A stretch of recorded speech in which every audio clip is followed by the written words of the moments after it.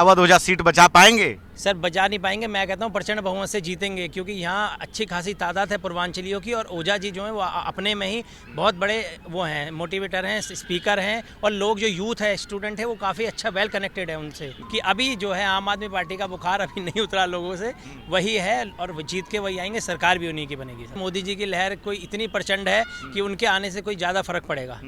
सरकार सर इन्हीं की बनेगी, आम आदमी की, और ये सीट जो है विधानसभा वाली हमारी पड़पड़गंज, ये भी ओझा जी जीतेंगे, इसमें कोई शक नहीं है। नमस्कार, हम हैं पड़पड़गंज विधानसभा में। पड़पड़गंज विधानसभा जो है अभी सुर्खियों में बना हुआ है। मनीष सिसोदिया जो कि पूर्व उप मुख्यमंत्री रहे हैं और यहाँ से जो है वो चुनाव जीते थे, लेकिन इस बार उन्होंने अपनी सीट बदल दी है। इसको लेकर काफ़ी गहमा गहमी है। इलाके के लोग क्या सोचते हैं, हम उनसे बात करने के लिए यहाँ पड़पड़गंज आए हैं। हमारे साथ बातचीत करने के लिए यहाँ साथ में मौजूद हैं RWA प्रेसिडेंट ई ब्लॉक के पड़पड़गंज के दीपक शर्मा जी, जो कि वकील भी हैं। सर पहले तो आपका हमारे चैनल पर स्वागत है। Thank you sir, thank you, नमस्कार। तो दीपक जी, क्या लग रहा है इस बार पड़पड़गंज में कौन, क्या लग रहा है आपको? सर हमें तो जिस हिसाब से लगता है कि यहाँ पूर्वांचलियों का बोलबाला ज़्यादा है। जैसे छठ पूजा, सरस्वती पूजा होती है, तो यहाँ काफ़ी जो तादाद है उनकी पूर्वांचलियों की बहुत अच्छी है और अधिक है, और बड़ा संगठित होकर वो साथ देते हैं, जिसका भी देते हैं। और आम आदमी पार्टी ने अवध ओझा जी को दी है, जो पूर्वांचली हैं और एक मोटिवेशनल स्पीकर हैं, उसका काफ़ी बेनिफिट मिलेगा आम आदमी पार्टी को, क्योंकि मनीष सिसोदिया यहाँ से काम किया है। सीट जरूर स्विच कर लिया है, कि वो कहते हैं कि ओझा जी ने पार्टी ज्वाइन करी इसी शर्त पे कि वो यहाँ से लड़ना चाहते थे ओझा जी, तो उन्होंने उनके जो रिक्वेस्ट है या उनके कहने पे अपनी सीट स्विच कर ली है। वो जंगपुरा चले गए हैं, जबकि विधानसभा में बहुत काम किया है। आप बाहर देखेंगे, नरवाना रोड देखें या कॉलोनी देखें, कॉलोनी में बहुत काम किया सिसोदिया जी ने, बहुत अच्छा काम किया। मगर हमें अवध ओझा जी से भी काफ़ी उम्मीदें हैं कि वो जो है उनकी हमारी उम्मीदों पे इतना काम किया और इतना काम करने के बाद उन्होंने सीट बदल ली, तो जो लोग बाग हैं वो तो कह रहे हैं कि भाई उनको डर था कि हार जाएंगे, क्योंकि पिछली बार जो चुनाव हुए उसमें भी उस समय उनकी बड़ी मुश्किलें हो रही थी। दोपहर बाद के बाद ये तय हो पाया और बड़ी 3207 वोटों से वो जीत पाए। तो भाजपा के लोग यही कह रहे हैं कि हार जाते, इस कारण उन्होंने सीट बदल ली, और आप भी कह रहे हैं कि काम तो बड़ा किया, तो सीट क्यों बदल ली? सर हार जीत का फैसला तो चुनाव के बाद होता, और चाहे 3000 के मार्जिन या 3500 के मार्जिन से जीते, मगर जीत हुई थी। अब वो क्या कारण था, किस कारण से, मतलब इतनी कैडी टक्कर रही, वो उसका हमें भी नहीं पता। लेकिन जो रवि नेगी जी लड़े थे उस समय, जो विधायक का टिकट लड़े थे, उनकी छवि उस समय ठीक थी।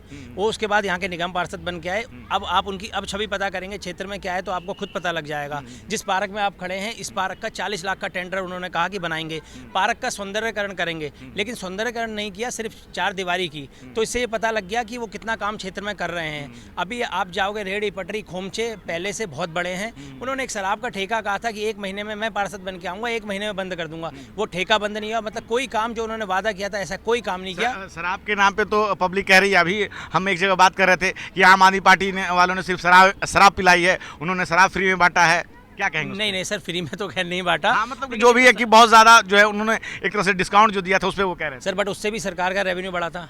3500 करोड़ का रेवेन्यू सरकार का बढ़ा था।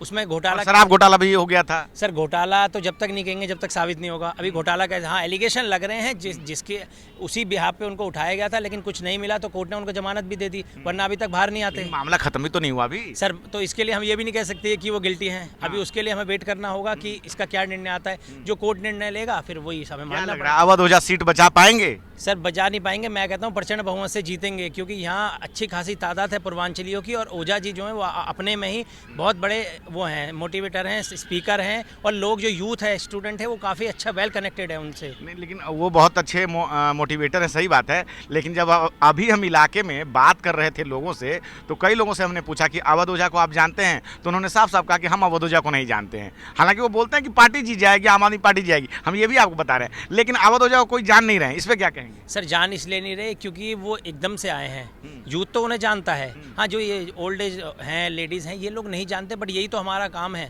कि हम जो अच्छा कैंडिडेट है उसकी लोगों को उसके बारे में बताएं, लोगों से मिलें। अब धीरे धीरे जैसे कैंपेन आगे बढ़ेगा तो लोगों ने जानेंगे भी, वरना सिसोदिया जी को कौन जानता था या रवि नेगी को कौन जानता था।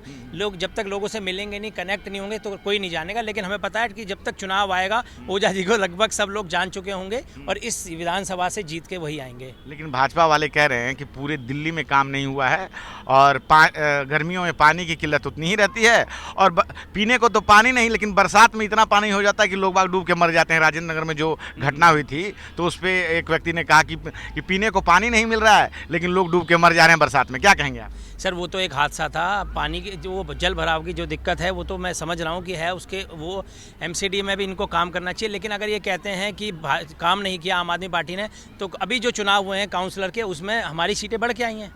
जो आम आदमी पार्टी है वो कहती है हमारी सीटें बढ़ के आई हैं, और वो तो आई हैं, सबको दिख रही हैं। अगर काम नहीं किया तो सीटें उसमें बढ़ के कैसे आई, उसमें भी नीचे आना था। तो इसी तरीके से ये तो सर आरोप प्रत्यारोप तो चलता रहेगा, मगर मेरा तो यही मानना है, लोगों का भी मानना है, हम जिन मिल से बात करते हैं उन लोगों से कि अभी जो है आम आदमी पार्टी का बुखार अभी नहीं उतरा लोगों से, वही है और जीत के वही आएंगे, सरकार भी उन्हीं की बनेगी सर। लेकिन अभी मोदी जी भी आने वाले हैं इस बार फिर से, तो उस बार वो अपनी भाई, जब आप जानते हैं कि वो आखिरी तक में चुनाव का जो है रिजल्ट तक बदल देते हैं, मतलब उनमें जो एक उनकी जो अपनी एक अपील है, इससे भी जनता पे काफ़ी प्रभाव पड़ता है। सर वो पीएम है, उनके बिल्कुल पड़ेगा, लेकिन अभी इस बार आप देखें कि उनके लिए भी बड़ी मुश्किल हुई है सरकार बनाने में, जोड़ तोड़ से सरकार बनाई है। तो हम ये नहीं कह सकते कि मोदी जी की लहर कोई इतनी प्रचंड है कि उनके आने से कोई ज़्यादा फर्क पड़ेगा। सरकार सर इन्हीं की बनेगी, आम आदमी की, और ये सीट जो है विधानसभा वाली हमारी पड़पड़गंज, ये भी ओझा जी जीतेंगे, इसमें कोई शक नहीं है। चलिए ठीक है। तो ये दीपक शर्मा जी हैं, और दीपक शर्मा जी जिस तरह से बता रहे हैं कि इस बार भी जो है दिल्ली में और पड़पड़गंज दोनों ही जगह पे जो है, दिल्ली की बात करें तो आम आदमी पार्टी की सरकार बनेगी, और पड़पड़गंज में जो है अवध ओझा यहाँ से जीतेंगे। हालांकि जब हम लोगों से बात करते हैं तो अवध ओझा का नाम जो है कई लोग नहीं जानते हैं, लेकिन कई लोग उनका नाम जानते हैं। और अवध ओझा एक जो है IAS टीचर रहे हैं, और अगर जनता से बात करें पड़पड़गंज के लिए तो साफ साफ कहती है कि इस बार जो है मुकाबला टक्कर का है, लेकिन आम आदमी पार्टी टक्कर में आगे दिखाई देती है। क्या है आपकी राय? आप अपनी राय हमें ज़रूर बताएं।